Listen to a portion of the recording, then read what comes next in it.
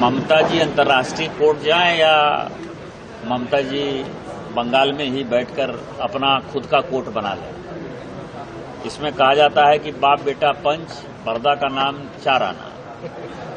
तो अभिषेक बनर्जी जी और ममता बनर्जी जी कुछ भी कर सकते हैं, नया संविधान भी लिख सकते हैं। बाबा साहब अम्बेडकर जी के स्थान पर वो ममता बनर्जी का भी संविधान चल सकता है। फैक्ट ये है कि कल जो शुभेंदु अधिकारी जी के पीए की डेथ हुई है, ये एक उदाहरण मात्र है कि बंगाल किस तरह से अंतर्राष्ट्रीय क्रिमिनल का, बांग्लादेशी घुसपैठिए का और इलीगल काम करने वालों का एक केंद्र बिंदु हो गया था। पश्चिम बंगाल एक ऐसा राज्य है जहां की समुद्र भी है, पीने का पानी भी है, उससे बढ़िया, कोलकाता से बढ़िया कोई जगह नहीं है। बंगाली भद्रलोक जिसके आधार पर ममता बनर्जी जी लड़ती रही, देवघर उसका केंद्र बिंदु है। और बंगाल के लोगों को जितनी पीड़ा नहीं होती होगी, उससे ज्यादा पीड़ा जो है देवघर के सांसद के होने के नाते, उनके प्रतिनिधि होने के नाते मुझे है, क्योंकि रामकृष्ण परमहंस जी ने भी अपनी सेवा यात्रा देवघर से चालू की। स्वामी विवेकानंद जी के आदर्शों पर जो है रामकृष्ण मिशन 100 साल से यहीं चल रहा है।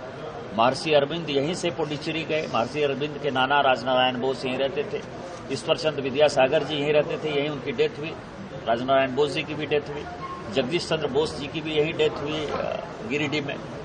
विधान चंद्र राय, पीसी घोष और विनोदा बाबू सभी आर्मित्रा स्कूल में पढ़ते थे, वो भी पटना के ही थे। पीसी घोष साहब यहीं आर्मित्रा स्कूल देवघर में पढ़ते थे।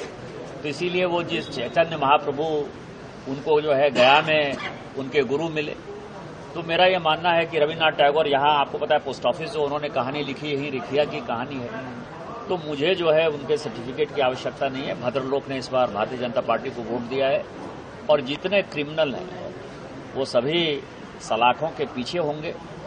यदि वो भागने की कोशिश करेंगे तो वो मार दिए जाएंगे। दूसरा जो इम्पोर्टेंट है, जितने बांग्लादेशी घुसपैठी हैं जिसका असर संथालपना में पड़ने वाला, आपको पता है 2009 से जब मैं सांसद बना, बांग्लादेशी घुसपैठिया मेरा प्रमुख मुद्दा रहा। भारतीय जनता पार्टी के नेता मोदी जी को ये शुरू से पता था, क्योंकि उन्होंने विद्यार्थी जीवन से ही इसके खिलाफ बड़ा आंदोलन किया था। गृह मंत्री जी ने आंदोलन किया था, तो उन्होंने इस मुद्दे को बनाया। आज का जो मैंडेट है, झारखंड में भले हम फेल हो गए, लेकिन जो असम का मैंडेट है, जो बंगाल का मैंडेट है, वो सब बांग्लादेशी घुसपैठिए के खिलाफ है। यहाँ जो हमारे जल जंगल जमीन पर संथालपना में कब्जा कर रखा है बांग्लादेशी घुसपैठियों ने, आदिवासियों की संख्या घटी है 45% से वो 22-24% हुई है, अभी जनगणना हो जाएगा। और जो मुसलमान की आबादी है वो 1951 में 9% थी, आज वो लगभग 30% के आसपास है संथालपना में। ये सभी बांग्लादेशी घुसपैठिए हैं, इनको निकाल बाहर किया जाएगा, बांग्लादेश भेजा जाएगा। हम आदिवासी बहन की बच्चियों की रक्षा करेंगे, उनके जल जंगल जमीन को रक्षा करेंगे और माननीय मुख्यमंत्री जी को हमारा साथ देना होगा। यदि साथ नहीं देंगे तो इनके जो इट्टी मिट्टी, गिट्टी, बालू, लीकर, ये सब के इलीगल धंधे जो बंगाल के रास्ते हो रहे थे, वो सब में लगाम लग जाएगी। चारों तरफ से झारखंड जो है अब भारतीय जनता पार्टी के नेतृत्व से जो है घिरा हुआ है। इसको भारतीय जनता पार्टी के साथ मिलकर ही अब आगे काम करना पड़ेगा।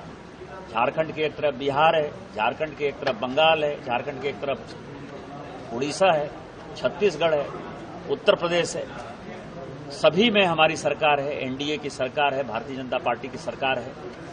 तो इसीलिए हेमंत सोरेन जी की मजबूरी है कि वो केंद्र में एनडीए के साथ मिलकर ही अब कोई काम कर सकते हैं और बांग्लादेशी घुसपैठियों को हटाने में हमारा सहयोग करें, नहीं तो जबरदस्ती हम इनको भगा दें।